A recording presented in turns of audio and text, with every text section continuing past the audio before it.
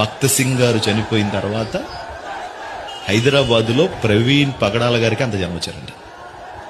భక్త్ సింగ్ అంటే ఎవరు తెలుసా మీకు అసలు? ఒక చరిత్ర.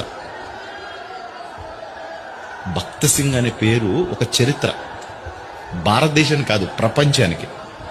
మీరు ప్రపంచంలో ఎక్కడికి వెళ్ళి అడిగినా ఇప్పుడు మన కనబడే దైవజనులు ఎవరి పేర్లు తెలియదు.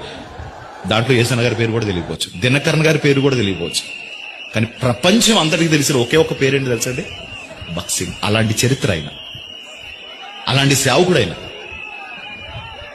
ఆ సేవకుడు తర్వాత అంతమంది ఈయనకి వచ్చారంట, అంతమంది. అసలు ఇదంతా నువ్వు ఎందుకు కలిగించావు? నువ్వు చూసేదేవుడుగా, చూసేదేవుడు కదా, చూసేదేవుడు కదా. ఆయన న్యాయాధిపతి. ఆయన ఆయన ఎందుకు అలా చేసుకుంటాడు? ఆయన ఇదంతా అలరా చేయడం అదేం చెప్తాం.